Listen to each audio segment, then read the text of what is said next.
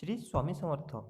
नमस्कार मित्रांनो, तुम्हा सर्वांचे श्रीचरणी या आपल्या यूट्यूब चॅनलवर स्वागत आहे. आज आपण या व्हिडिओमध्ये बघणार आहोत की कर्म म्हणजे काय, कर्माचे फळ कुठे साठवलेले असते, तसेच प्रारब्ध म्हणजे काय, प्रारब्ध कोण ठरवितो. हिंदू ज्ञान परंपरेतील एक मूलभूत सिद्धांत म्हणजे कर्मसिद्धांत. आता कर्म म्हणजे कृती. ही कृती स्थूल पातळीवरील कार्य, मानसिक पातळीवरील भावना किंवा वैचारिक पातळीवरील तरंग या स्वरूपात असेल त्यालाच कर्म असे म्हणतात किंवा यालाच कर्म असे म्हटले जाते. आता यामध्ये प्रत्येक कर्माचे त्याच्या प्राप्त स्वरूपात फळ हे मिळतेच. काही कर्माचे फळ लगेच मिळते त्याला आपण क्रियमान कर्म असे म्हणतो. काही कर्माचे फळ हे काही काळानंतर, काही दिवसांनी मिळते त्याला आपण संचित कर्म असे म्हणतो. आता संचित कर्मातील जे कर्मफळ भोगाच्या दृष्टीने देण्यायोग्य असते त्याला आपण प्रारब्ध म्हणतो.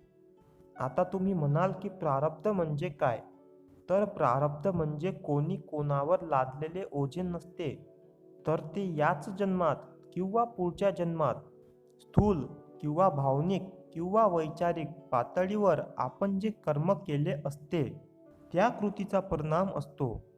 कर्माबद्दल तर तुम्ही आता ऐकलं, पण कर्म हे साठवलं कुठं असते? प्रत्येकाच्या कर्माचा हिशोब हा त्याच्या चित्तावर लिहिलेला असतो. आता चित्त म्हणजे अंतर्मन.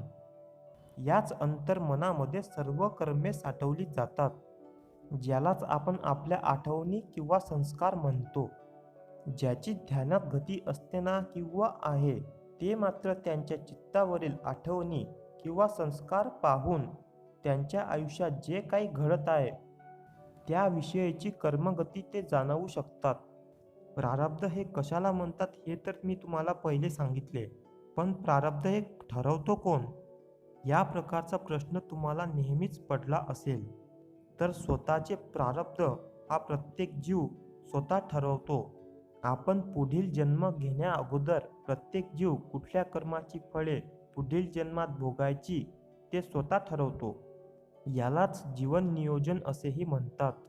प्रारब्ध हे भोगूनच संपवावे लागते. यामध्ये असहायतेची भावना नसते, तर आत्म्याच्या उत्क्रांतीसाठीचा अनुभव असतो.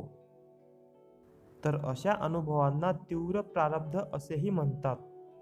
परंतु प्रारब्धामध्ये बदल करणे शक्य असते. प्रारब्धामधील बदलाच्या शक्यतेमुळेच आध्यात्मिक साधनेतही महत्त्व प्राप्त होते. तर आता तुम्हाला कळलेच असेल की प्रारब्ध कोण ठरवतो, तर ते कोण ठरवतो? आपण स्वतःच. तर मित्रांनो, जर तुम्हाला हा व्हिडिओ नक्की आवडला असेल तर व्हिडिओला लाईक करा, शेअर करा, तसेच कमेंट करायलाही विसरू नका. व अशाच प्रकारच्या नवनवीन माहितीपूर्ण व्हिडिओ बघण्यासाठी चॅनललाही सबस्क्राईब करून द्या, तसेच बाजूला दिलेले घंटीचे बटनसुद्धा दाबून द्या. तर चला मग पुढे भेटूयात अशाच एका माहितीपूर्ण व्हिडिओसोबत. तोपर्यंत श्री स्वामी समर्थ. धन्यवाद.